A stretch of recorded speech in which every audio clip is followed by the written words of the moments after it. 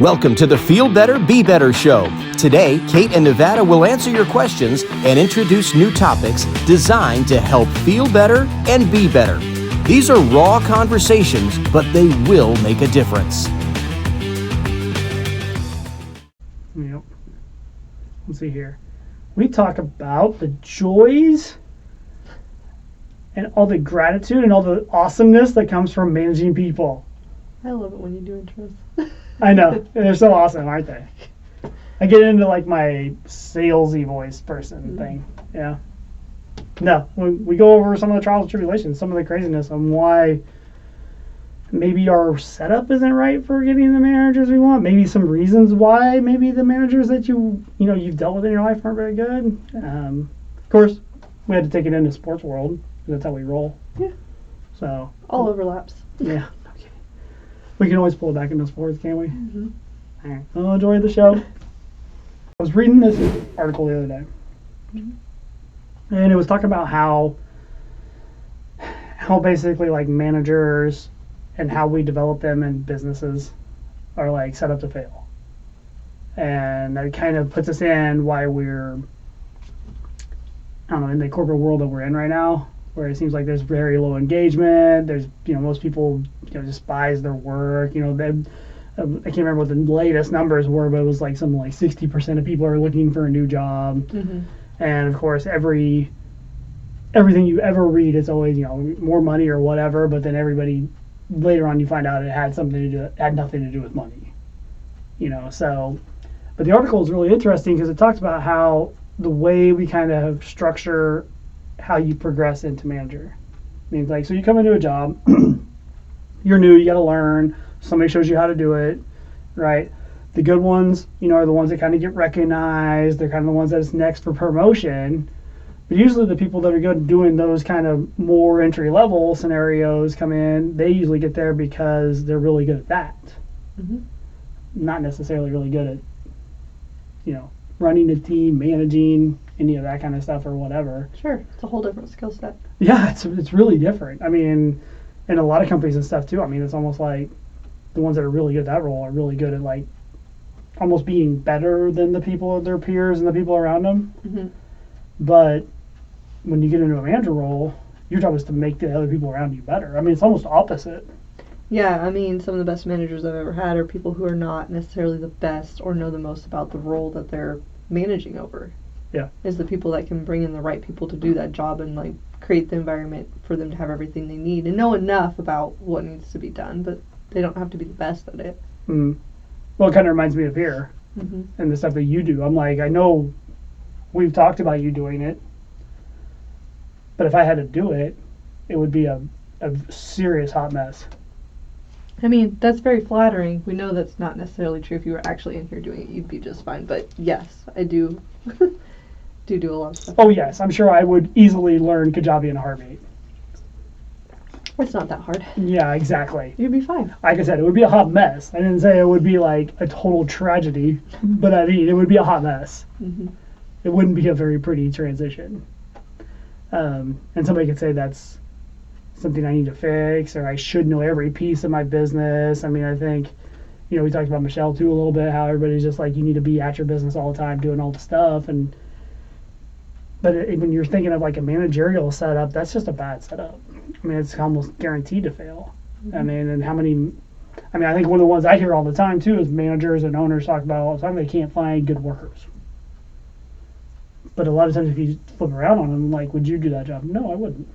Because you're looking for somebody to almost be a robot, be an automaton, just do this thing, this thing, this thing, this thing, this thing.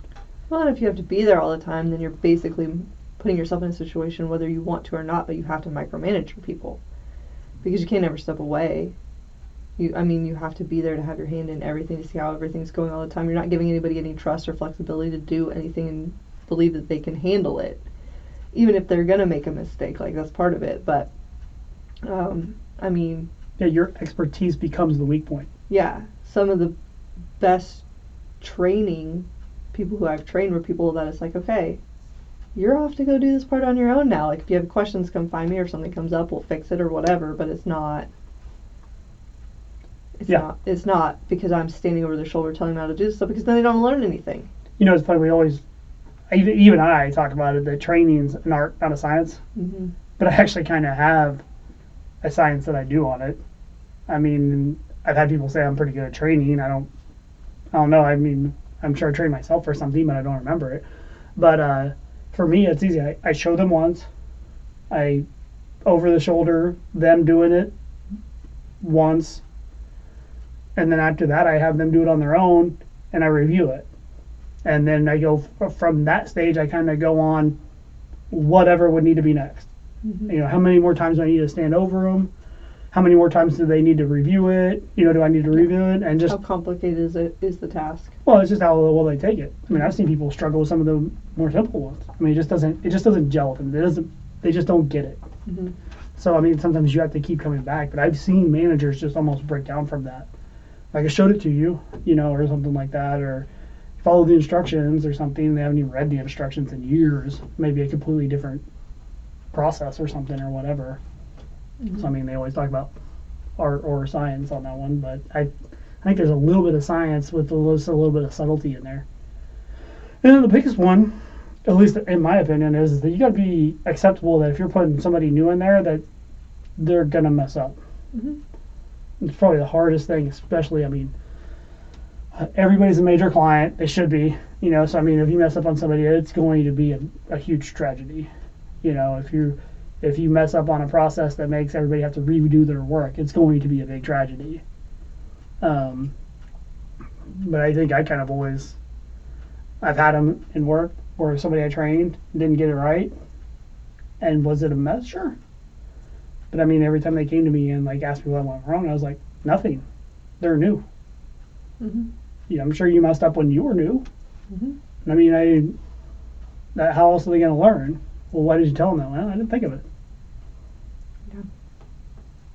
Or even if you do tell them, I mean, it's not your responsibility that they remember it and do it right every time. It's easy to not have this. When you haven't done it so many times, you don't have the steps in your head and the process all down. You're going to make mistakes. Yeah. And I can't sit over somebody's shoulder for months to make sure they never make a mistake, and then before they can get turned loose. That's not how that works. Yeah. A lot of times I think when I get to those points where they're it's been months, and I thought the process was down, and now there's an error and there's something in there that they missed, and I'm just like, oops, I didn't make sure we gave them a scenario that would cover that. So I almost turn it back on myself, and I'm like, I didn't train them properly. I needed to fix that. Yeah. Now I do think this also falls under sports and teams and coaches in particular. It's very similar. Well, I mean, how many times have you I've heard this line so many times. Oh, they've got so and so that played professional, or they've had a team that won state or something like that. Yeah. Or they used to play college ball. Yeah, I think that's kind of the inside joke that some of the best players make the worst coaches. Well, not always, but it seems to happen a lot. Well, we very much forget the very beginning stages of anything that we do. So I mean, I think coming from us, where we coach a lot, I think this just kind of puts it back on, because you're a manager of the people, the other coaches, the other players, the parents. Who knows what else you're trying to do? Even the tournament directors and the umpires. I mean, in a way, you've got to kind of manage all the situations going on in between everything that's what's happening.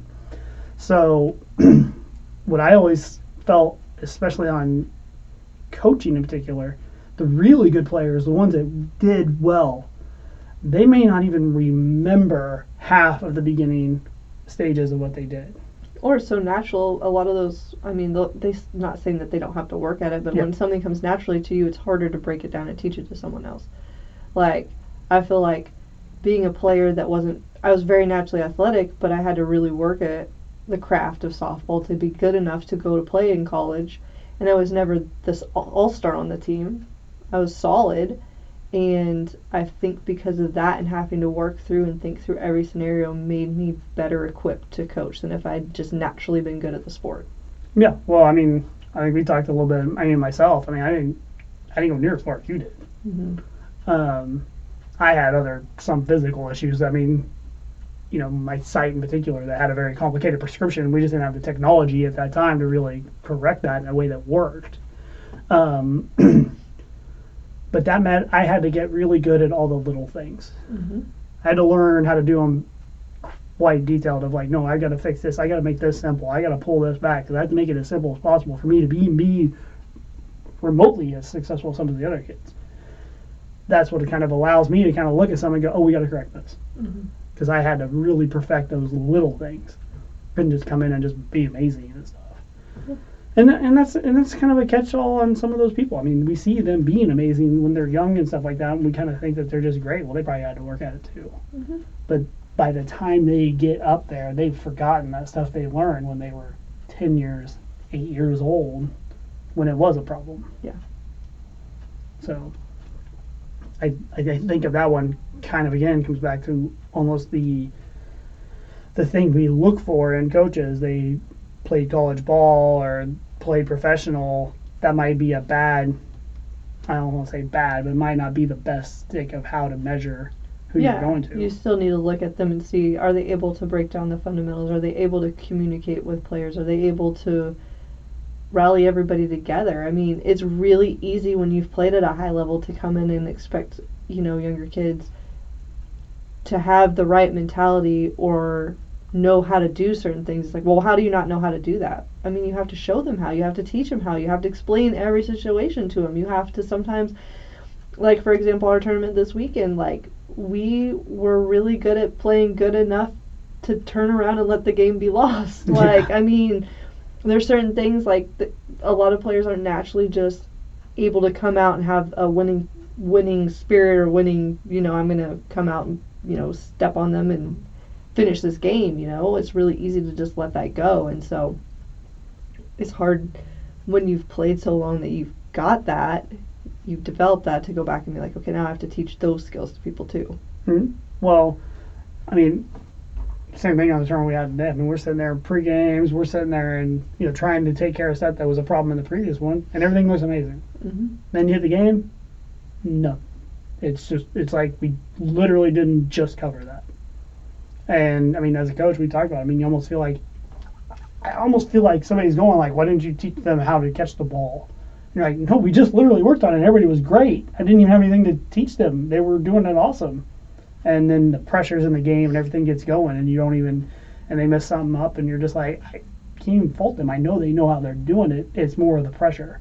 How do you, as a coach, who's had all that success personally on what you did, are you able to turn around and make that player feel whatever next step they need to do? And it's such a subtle art, and you got to be able to handle that. That's a tough one. Yeah, it really is. So, I mean, I don't know if I have a great solution in there. No. Of, what to do with your manager or how to look for managers that might be better than the other ones, because it's almost counterintuitive. I mean, do you really want to go after the person that's not good at their job to promote them? But maybe they would be better off in a managerial role. I think you need someone who has a good basis understanding of whatever it is, whether it's sports or a position at work.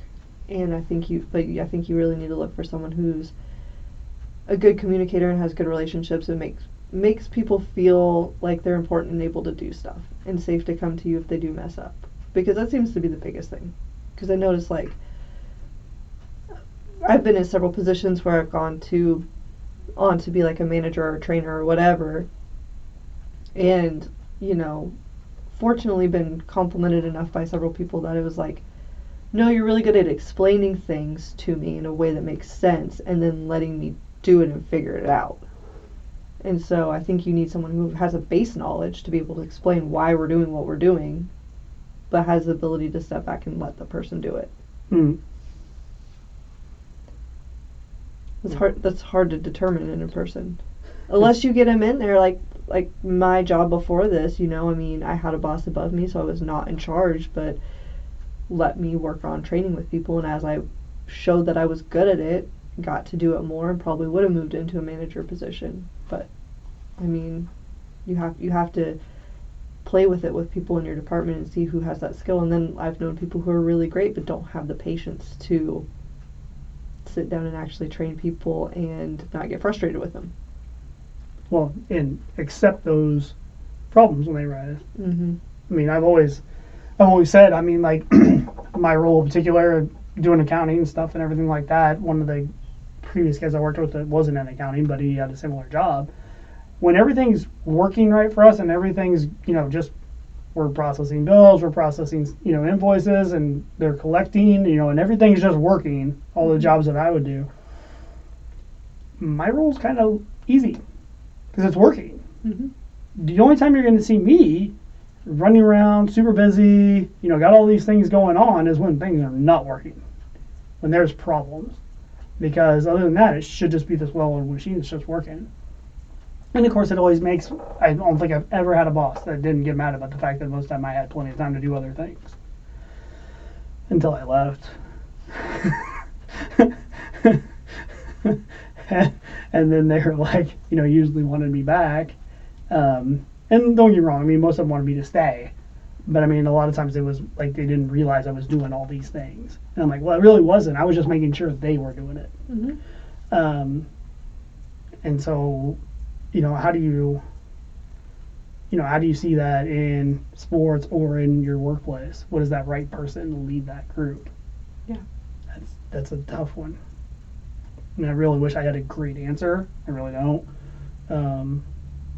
But I mean, I think I think the more the exercise of the fact that I've heard plenty of people complain about their manager.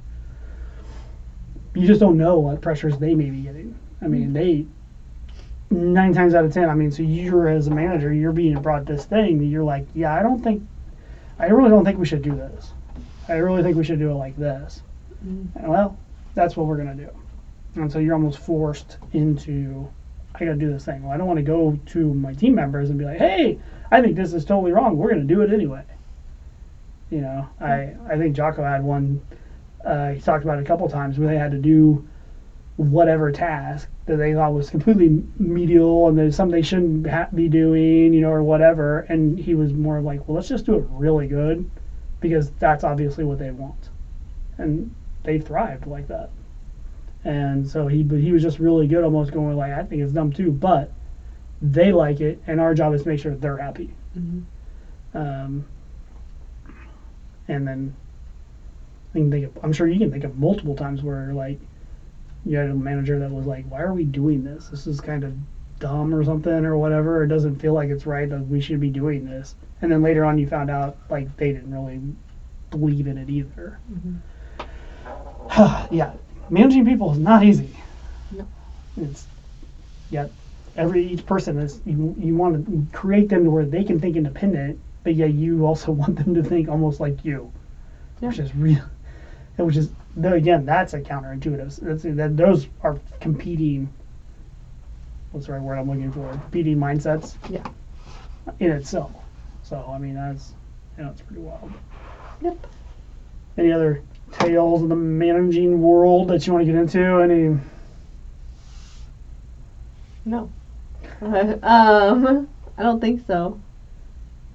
I'm trying to think if there's anything else. You can't think of anybody that made you like turn in your TPS reports or anything like that? You work for like 11 different managers, which is always fun. No. No? No. Yeah, no. I mean, I can specifically think of, situations where it was multiple owners or something like that, or multiple, CEO, CFO, C whatever O, and they obviously had different ideas. And how do you juggle that as a mid-manager? You got one telling you one telling you another, and you're supposed to try to find a way to filter it out to your team to keep everything moving. Yeah, I never really had that problem. I think the biggest problem I ever had, well, two, when I was in research, we were kind of in a department with other, like, residents and doctor clinic patients and stuff like that, and I felt like there were competing forces of, like, resources. So that was difficult because, my doctor I worked for wore 2 different hats as far as what he kind of oversaw, and then the main person in our department really didn't value what we were doing, so it was really difficult to, like, fight for what you needed to be able to be successful and then take what you had and be able to, like, do your job. So that sucked, but I think the only other thing that I can think of off the top of my head that, like, was really difficult in the managerial position is that it's really hard when you're in the middle because you've got people above you who, if anything goes wrong, you're to blame for it because you didn't train somebody right or you didn't do something right or whatever. And some of it might be stuff you never even did wrong, quote unquote, but it's still your fault. You're still going to get all the flack for it. Because I've had managers where it's like, well, why did she do this wrong? I'm like, because she made a mistake, but I mean, we went over it. I can go back over it with them, or this happened X amount of months ago. Well, they know now not to do it. I'm sorry, it came up as a problem. Now we can fix it. I mean, like, you get all the pressure from above you, and then everybody below you expects you to know everything and answer everything, and it's a difficult in-between position for sure. Well, that one's an interesting one too, because when they're coming that pressure on, do you blame the person underneath you? Yeah, because you can't, because then it's just it doesn't look good anywhere, and it doesn't, because it is partially your fault is to take responsibility for it as a manager, even if you didn't do it wrong. But I mean, at the same time, you can't just bend over and be like, oh, it's all my fault, I suck at this. Well, I mean, if you do take all the responsibility, now you might look like you can't do your job right. Mm-hmm. I know we like to think that all of those are confidential and nobody will ever talk about them, but they are. I mean, people are able to read between the lines. So if you don't stick up for that person in that one, then they're going to know that you sailed them down the river on that one. So I mean, they're going to feel that you don't have their back. So now they're going to be in an awkward position. Yeah. I mean, you have to support your team and partially take the blame, but also still come off as if you're competent and can handle the situation. I think the wording is always interesting in that. Like, I would always make sure I took the wording right. Like, yes, they're under my purview and I manage that, so it's something I need to find a new way to make sure that never happens again. Mm-hmm. That I didn't take responsibility for the error. I took responsibility for the fact that I'm going to find a way to make sure it doesn't happen again. Yeah. And so, I mean, you can try that one if you want. The other one I think I would definitely do is try to make sure that I focus on my manager, the one that's my direct report, because what is it that ails them? What is the bee in their bonnet? Because if you can help alleviate that problem, then you become an ally with them. Mm-hmm. You don't have to do everything they say or think the way they think or anything like that, but if you can at least take whatever is making their work a problem and make it easier on them, then they're going to see you more as somebody to work with. Yeah. So I mean, I definitely always try to do that. Yeah. But pretty much, you've seen me though, I pretty much try to do that on almost every level. Sure. It's funny you mentioned that one though. I actually had a very similar situation like that in my past. Mm-hmm. I was in charge to make sure the payroll had no errors. Well, I didn't process the payroll. I just put in the entry. And nobody told me anything when we were having changes. So I would have to find it out later. Which is funny because I don't really know how I can see that on like doing general entry levels and stuff like that. But it did always happen that when there was a problem, there was always a problem in that group in particular. And they always come back to me, why didn't you get this? And I'm like, I don't know. I mean, HR gave them a raise and didn't tell the payroll person. Mm-hmm. Well, why didn't you catch it? They didn't tell me either. I'm like, I don't have any. I mean, do you want all the raises to go through me? I mean, then I can take responsibility for it. I looked over and made sure all the stuff that we had as information was right in the payroll system on the person that was processing the payroll, but HR didn't communicate it through them. So it was hilarious. They ended up they totally blamed those type errors on me that I have no control over. Mm-hmm. So I mean, I ended up having to basically go in like, well, we need a new system. We need a new process to make sure that isn't going to happen.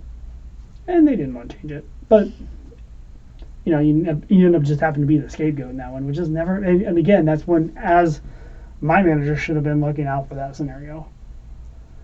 But they weren't. Yeah. That one was one in particular that basically taught me that I was the reason they were using to make themselves look like it wasn't their fault. Mm-hmm. So, I mean, that kind of teaches you something, just how I would want to never make sure that feeling never happened, because that's going to be a situation where people don't want to work for that person. So, okay, well, I think at this point we probably wrap up this little ditty. Yeah, So, I agree. all right, y'all have a good day.